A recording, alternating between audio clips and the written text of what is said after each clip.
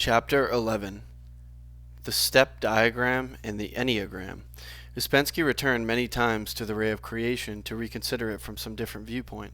On one occasion he said it provided us with a scale of consciousness and intelligence on which every grade of these qualities was marked, from the latent intelligence of metals up to the supreme intelligence of the Absolute.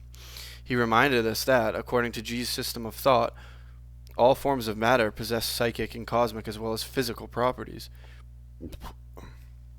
The table of hydrogens, which he had previously given us, recorded, therefore, not only the densities and ratio of vibrations of different varieties of matter, but also their consciousness and their intelligence. The less dense the matter and the higher its rate of vibration, the more intelligent it was. Dead and unintelligent matter started only when vibrations ceased, and as we are not acquainted with this kind of vibrationless matter, there was no need to talk about it. He then turned to a consideration of those highly complex mixtures of hydrogens known as living creatures, and said that by determining the center of gravity, or the average hydrogen in each of them, we could also assess its intelligence. At this point someone asked him for a definition of intelligence, and Ouspensky answered this question by defining intelligence in terms of adaptability. He said that the wooden table at which he was sitting had its own degree of intelligence, in that it adjusted itself to a heavy weight placed on top of it by bending slightly. But if the weight were increased beyond a certain point, the table would break, thus displaying the limits of its adaptability. It was quite incapable of making any adjustments at all to the lighting of a fire underneath it. But a cat had far more intelligence than the table, because it would immediately remove itself from the proximity of the fire. A man was still more adaptable, because he would not just remove himself, but would adopt measures to put the fire out, and thus save the room and the house from destruction. If we confined our attention to the animals, we could assess their intelligence by noting the number of stories they possessed. Ouspensky said that up till now we had studied only the structure of a man's machinery, and man was unique amongst all living things on the earth in that he possessed 3 brains or stories, whereas other animals had only 1 or 2. At this point Ouspensky drew on the blackboard a 3-storied, a 2-storied, and a 1-storied being, and labeled them man, sheep, and worm, respectively. He said that when taken together, man's middle and lower stories represented roughly the state of sheep, in that his lowest story alone corresponded roughly with the state of the worm.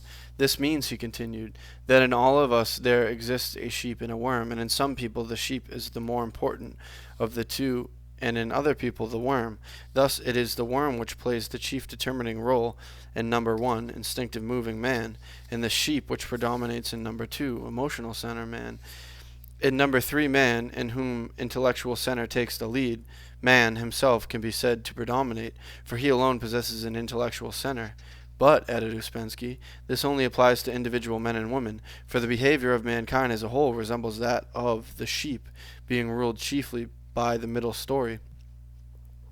The center of gravity, or average density, of a man's middle story is 96, so that this can be regarded as an index of his intelligence. If a man possessed, in addition, an astral body, his center of gravity and his intelligence would be 48. If he possessed also a 3rd and 4th body, his intelligence would be 24 and 12 respectively. Ouspensky said that there was another way of classifying living creatures from the cosmic point of view. Scientists classified animals according to such characteristics as their skeletal structure, their teeth, and their general formation, but there was a much more exact method of clarifying everything and of determining precisely its relationship to the rest of the universe. The criteria used in this cosmic method of classification were 3-fold, independent first on the food which the animal ate, second on the kind of air it breathed, and third on the medium in which it lived. To illustrate this method of classification, Ouspensky selected man and began his discussing his 3 kinds of food: ordinary food, H768, air, 192, and impressions, 48. It was quite impossible, he said, for a man to produce many more higher hydrogens, and thereby to raise the level of his being by juggling with his diet, for if he did this to a marked extent he would die. The food taken in by the mouth and the air he breathed were fixed by his physiological needs, and he could change the quality of his impressions But he could change the quality of his impressions, and it was man's ability to do this which made evolution feasible for him. If, for example, he managed to exchange the dull impression, H48, for the much finer impression, H24 and H12, H24, H12, and H6, the higher output of the finer hydrogen required for his evolution would be brought about. A greater change could be made in the diet of an animal with impunity. For example, a dog could live either on the food taken by man, H768, or else on the hydrogens in the region of 1536, a diet on which a man would be unable to survive. A bee lived on a hydrogen, which was considerably higher than that used by man, but it also lived in an atmosphere within the hive in which a man would be unable to breathe. The flower worm managed to live on rotten flour, H1536, and it also breathed an atmosphere which was quite unsuited to the needs of man. At the next meeting, Ouspensky gave us yet another method of classification which, he said, was based on the fact that the universe was run on what he called the principle of reciprocal maintenance. No energy was ever wasted in the universe, but when it had served its purpose in one sphere, it was utilized somewhere else. This cosmic principle of reciprocal maintenance was summed up in G's expression that everything in the universe ate and in due course was eaten by everything else. He explained that in the diagram about to be put on the board, which was called both the step diagram and the diagram of everything living, the position of each entity in it was determined by what it ate and by what it was eaten by. The general principle underlying these eatings was that a creature always fed on something which was lower than itself and served as food for something which existed on a higher level than itself. Ouspensky then drew on the blackboard figure 8. Each of these squares, he said, denotes a different level of being. The middle of the three numbers shows the average hydrogen of the creature itself. The lower number, what it feeds on, and the higher number, what it serves as food for. Man in the seventh square from the bottom can be used as an illustration of this. According to the diagram, man's average hydrogen is 24. He sustains himself on hydrogen 96, and he himself serves as food for something with an average hydrogen 6. The square directly below that of man is occupied by the vertebrates with an average hydrogen 96, and the square below this contains the invertebrates with an average hydrogen 96.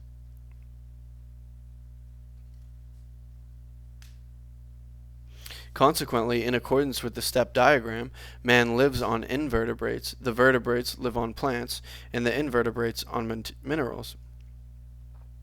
Below minerals come the metals, which constitute a separate cosmic group amongst the minerals. The lowermost square of all has no name because we never come across dead matter of this kind on the Earth's surface. At the bottom of this lowest square of all is placed the symbol of an inverted triangle signifying nothing. Figure 8, the step diagram of classification of everything in accordance with its level of being. I'm going to briefly explain figure 8. So at the top we have the absolute, below that eternal unchanging, then archangels parallel to the left, angels parallel to the left, man, below man vertebrates, below vertebrates invertebrates, parallel to the left plants, parallel to the left minerals, below that metals, and below that the symbol for nothing at 1536. And back to the text. On the far side of man there is a square containing hydrogens 3, 12, and 48, and beyond this another square with hydrogens 1, 6, and 24. These squares represent higher entities than ourselves, of which we have no knowledge at all, and we can call them angels and archangels if we like. The square above that of the archangels contains two concentric circles and is named the eternal unchanging. Highest of all is the absolute, marked with the usual symbol of a circle within a triangle. This diagram will seem very strange to you at first, continued Ouspensky, and you may even think that it contradicts what you have learnt before. Its figures may seem to you to be at variance with those used in the three-storied factory, but don't bother at present about the actual figures. Be content to understand the general principles illustrated by these different diagrams, and later on we shall return to a further study of their figures. Actually, Ouspensky never supplied us with any more information about the step diagram, although he returned to it several times and appeared to be keenly interested in it himself. All that he added to his original account was the fact that he and some other members of the St. Petersburg group had agreed to equate angels with planets and archangels with suns, on the grounds that the planets and the suns were the two worlds in the ray of creation just above the level of Earth. But was it any easier, I wondered, to visualize the invisible spheres of the planets and the sun, which represented their higher levels of being, than to visualize angels and archangels? I very much doubted it. It was not the planets we peered at through a telescope, or the flaming orb we observed in the sky, which lived on so much higher a level than did our earth, but the invisible realms of the spirit of which they were symbols. Why, therefore, should not the angels and the archangels remain on the diagram? This was a subject to which I subsequently gave some thought, and with regard to which I have reached certain conclusions. Consciousness and life are for me keys to the understanding of the great cosmic drama which is being played out there in that gigantic theater of space and time, for without consciousness and life the play would be entirely meaningless, as Sir Robert Colzay has remarked in his book The Scheme of Things. Quote, "The majestic cavalcade of life ranging through the geologic ages for 1,000 million years presents one feature of supreme importance. This feature is the fact that consciousness has been climbing to higher and even higher levels pari passu with the evolution of the physical body it inhabits. The materialists regard this ascent of consciousness as the result of the evolution of more highly organized physical forms, but it is at least as likely that these physical forms are the result as that they are the cause of this ascent, and for me this is a much more probable explanation of what has been happening, for, as has already been pointed out, there would seem to be an urge towards this higher level, which is only another way of saying what G had said long previously, that there existed an evolutionary as well as an involutionary movement in the ray of creation. I agree, therefore, wholeheartedly with Sir Robert Colzay that the cosmic drama being played out there in space and time is the drama of the evolution of consciousness and of the mind, and that the parallel evolution of higher physical forms which has accompanied it is a means towards that great end. Having accepted consciousness and mind as the primary creative forces of the universe, I see no reason why they should not have produced conscious and intelligent beings as far above the level of man as man is above the level of amoeba. For me, it would be entirely ridiculous to imagine that the little biped creature living on this planet somewhere on the fringe of a well-nigh limitless universe marks the zenith of the achievements of consciousness, and I no longer experience any difficulty therefore in accepting the two squares marked angels and archangels in G's step diagram, nor have I any wish to substitute other terms for these archaic words hallowed by reverent use in time. But what is the meaning of the expression being eaten by something on a higher level? When food has been digested and absorbed, it becomes part of another being, and thereby partakes of that being's nature. We were told by Ouspensky and Gurdjieff that humanity as a whole provided food for the moon, but we were also told that individual men and women had the chance of becoming part of something existing on a much higher level than themselves. It is along these lines that I interpret the strange idea of being eaten by higher bodies.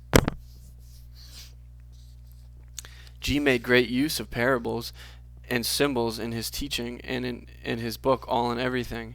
And one evening Ouspensky spoke to us about the use of symbols and the transmission of esoteric knowledge. He began by saying that all our ordinary knowledge was based on observation, followed by inference in the waking sleep level of consciousness. Such knowledge was of a subjective nature, and it regarded the world as split up into thousands and thousands of different phenomena. But on a higher plane of consciousness, the onlooker was impressed not so much by the diversity of phenomena as by the unity of everything in the universe, and it was exceedingly difficult to convey this idea of unity to people who had not experienced it themselves. The notion of a unity behind diversity could, of course, be put forward as an abstract idea, but because all language had been constructed in order to express what was seen in an ordinary state of consciousness, it was very difficult to make use of it for the entire entirely different purpose of expressing ideas on a higher level of consciousness. Realizing this, those who possessed objective consciousness often sought to convey it to others by means of myths and symbols. Footnote 1. Plato maintained that religion must be mythological in its early stages, and that education has to begin with inadequate symbols. Myths were part of the language of the higher emotional center, and symbols were made use of by the higher intellectual center. But there were serious risks attached to attempts to transmit ideas in this way. If the hands of an incompetent person who saw only an outward form, a symbol became an instrument of delusion, for he was quite unable to realize that a symbol possessed many different aspects which had to be viewed simultaneously. So also were literally minded people able to see only the outer form of myths, so that they completely missed what was of such great importance, the inner truths. The idea behind all sacred writing was to convey to the uninitiated person a higher meaning by way of myths and parables, a higher meaning which had to be seen and felt rather than thought out. Literal understanding is one thing, and inner and psychological understanding another, and there is very little real understanding of the parables and myths of sacred literature at the present time. This was because modern education encouraged people to look for logical definitions and arguments in connection with everything they see and hear, and by directing attention entirely on the outer form, the inner meaning is likely to be lost. After discussing various symbols with us, Ouspensky drew on the blackboard an important diagram called the Enneagram, which he said was peculiar to G's system of thought. When G had first given the Enneagram to his group, he said that many of the ideas he had previously given them could be found in other ancient systems of knowledge, although they were often badly arranged so that the relationship between the different parts of the teaching was difficult to make out. But by putting the various parts of his own teaching onto the Enneagram, they could always be viewed together as a single living whole. The Enneagram was therefore an important part of his teaching. Ouspensky drew on the board a large circle, and within it a triangle. The circumference of the circle was divided into 9 equal parts, each part representing a note in the octave, together with 2 intervals. Ouspensky numbered the points marked off on the circumference of the circle 1 to 9, and placed the inner triangle so that it touched the circumference at the points 9, 3, and 6. By the side of the numbers on the circumference of the circle, he wrote the notes of the tonic solfa scale, the notes do coinciding with 9. According to Ouspensky, everything in the system could be represented diagrammatically on the Enneagram so that it could be read there as clearly as if it had been written down in a book. But we must know how to read it, he added, and it would be true to say that it was only when we were able to put an idea into the Enneagram that we could be said to understand it. He told us that G had once said that a man who had the key to the reading of the Enneagram was possessed of a whole library, even though he were alone in the desert. All that he needed to do was to outline the symbol in the sand with his finger, and to read in it the workings of the great eternal laws of the universe. Every time he returned to a further study of the diagram he had outlined, he would discover in it something new. The Enneagram might be looked upon as being the fundamental hieroglyph of a universal language, but the Enneagram was not complete until there were added to the circle and the contained triangle the lines uniting the points numbered 1, 4, 2, 8, 5, 7, 1. See Figure 9. Ouspensky explained the origin of this complicated inner figure by stating that the laws of the unity were reflected in all phenomenon, and that the decimal system was constructed on the basis of this law. Taking a unit, he writes, as one note containing within itself a whole octave, we must divide this unit into 7 unequal parts in order to arrive at the 7 notes of the octave. But in the graphic representation, the inequality of the parts is not taken into account, and for the construction of the diagram there is taken a 7th part, then 2 sevenths, then 3 sevenths, 4 sevenths, 5 sevenths, 6 sevenths, and 7 sevenths. Calculating these parts in decimals, we get 1 seventh, 2 seventh, 3 seventh, 4 seventh, 5 sevenths, 6 sevenths, 7 sevenths. 1 7 is 0.142, 2 sevenths is 0.285, 3 sevenths is 428, 4/7 is 0.571, 5/7 is 0.714, 6/7 is 0.857, 7/7 is zero point 0.9, ... In examining the series of periodic decimals so obtained, we at once see that in all except the last the periods consist of exactly the same 6 digits, which run in a definite sequence. So that, knowing the first digit of the period, it is possible to reconstruct the whole period in full. It's from P.D. Uspensky, In Search of the Miraculous.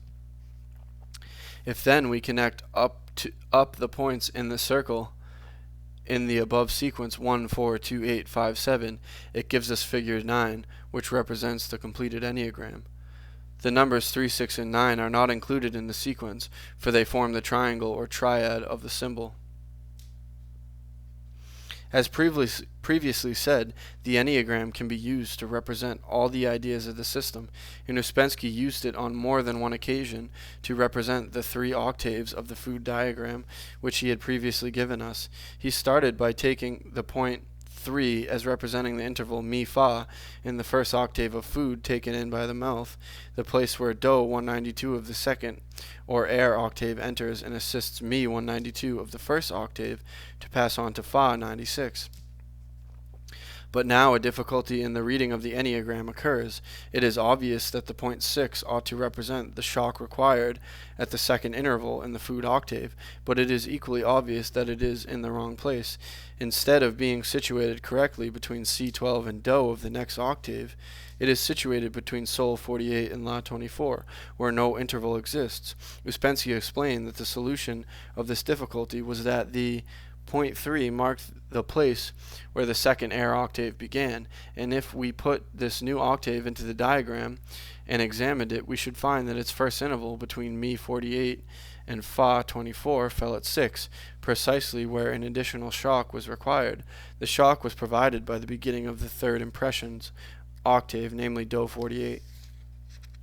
Figure 9, the Enneagram. The law of 7 is represented by the circumference of the circle, and the law of 3 by the inner triangle.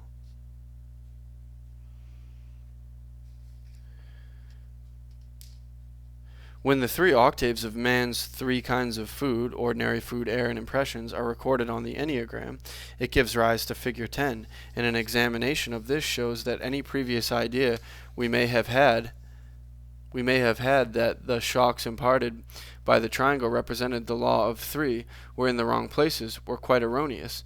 The shocks are all correctly placed. Point 3 is the point where the shock required by the first ordinary food octave food octave enters. Point 6 represents the entry of the shock required by the second or air octave and imparted to it by the third or impressions octave.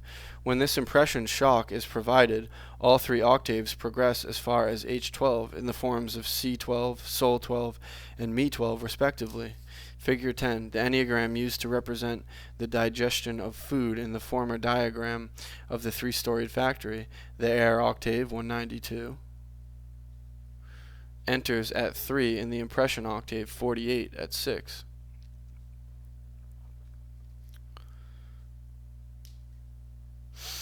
The first shock entering at 3 is provided by the air octave, and it is entirely automatic, because this shock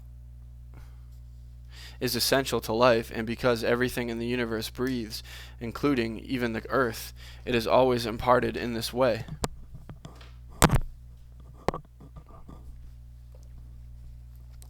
As was previously stated in Chapter 9, 2 other shocks are possible in man, but they never occur mechanically and have to be specially created. G said that it would be possible to divide mankind into 3 categories of individuals, according to the number of shocks occurring in them. A man who experienced only the first mechanical shock, at 3, was one kind of man. A man who had 2 shocks at work in him, 3 and 6, was another kind of man. A man who had all 3 shocks, 3, 6, 9, at work in him was a man in the fullest sense of the word, namely, man number 7. Uspensky helped us to reach a better understanding of the Enneagram by saying that it should never be looked upon as being static, but always in a state of movement. The Enneagram was a living and not a dead thing, an emblem of that perpetual perpetual motion which man had never been able to imitate in the many machines he had constructed. Ouspensky also said that in order to help his followers to get an inner feeling of the movement in the Enneagram, and only in this way could they understand it more fully, G had had a large Enneagram marked out on the floor of the hall of the Institute for the Harmonious Development of Man. The pupils who took part in the elaborate dances and movements performed in the evenings stood on the points of the circle marked 1 to 9, and were then instructed to move in accordance with the sequence 1, 4, 2, 8, 5, 7, turning round one another at the points of their meeting, that is to say, where the inner lines of the Enneagram crossed each other. By taking part in these movements, the dancers learnt to experience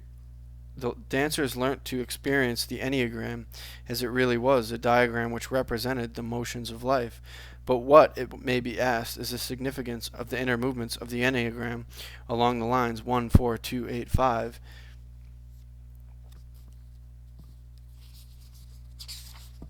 And 7. The answer is that in the food diagram it represents the inner process by which denser matters are converted into finer matters, and also the mode of interaction of the 3 food octaves. It shows how the lower force, or denser matter, is raised to a higher level, but not to such a high level as that of the force of matter acting upon it. This is in accordance with the law of 3, a law which enunciates that when an active force acts on a passive force, the result is the production of a third force, which is intermediate between the two. Take as an example of this the right-hand area of the Enneagram, marked with the number 384, 192, and 96. It will be seen that in the process of digestion, the inner movement is from 384 to 96, and then back again to 192. Something goes forward and then travels in a reverse movement. In other words, behind the outer screen of appearances, on the periphery of the circle, there is an inner movement at work which brings about the required changes. Ouspensky was keenly interested in the Enneagram, and he put on to the circumference of the circle many different things, such as the digestive, respiratory, and vascular systems of man, and even the different days of the week. He encouraged me to try to discover, with the help of the Enneagram, the inner movement behind these various physiological processes, and told me to pay special attention to the circulation of the blood. G had once said that there were 7 different varieties of blood in the human body, so it seemed likely that these different kinds of blood provided the key to the understanding of this inner movement. But the division of activities in the body made by the physiologists did not always correspond with the division made by G, and although I could demonstrate on the Enneagram what I called the circulation of energies, I was unable to find in it the circulation of the blood. Ouspensky advised me, therefore, not to be content with anything at present other than that which G had said could be represented of the Enneagram, the circulation of different kinds of blood. I was disposed to think that we were sometimes straining to fit phenomenon onto the Enneagram, rather than trying to gain a deeper understanding of these phenomenon with the Enneagram's help.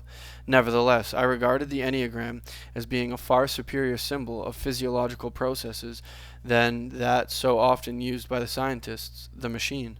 Looking at it for a moment or two was sufficient to produce in one the feeling that it was alive and in constant movement, sometimes advancing, sometimes retreating, but always in a state of flux, and flux is the very essence of life. Many lessons can be derived from the Enneagram, and Maurice Nicoll has abstracted the following lessons from it. In his commentaries, he writes, "The Enneagram depicts a series of transformations from lower to higher, from coarser to finer. Now, in order that a lower may become transformed into a higher, it must be passive, that is, it must allow itself to be acted upon by a higher influence. How else could the food we eat become transformed and retransformed into higher and higher substances, unless it's submitted to the 6 stages of digestion? Digestion is transformation. Work is transformation. And if the higher influences of the work are to act on man, he must, in one sense, become passive to them and permit them to act on him. He can realize he cannot do, but he must realize also that greater mind exists. Otherwise, he will be in confusion. If he does not admit that anything bigger than he exists, he cannot be acted upon and so cannot evolve. But he must become passive, that is capable of hearing and then accepting, and then of accepting.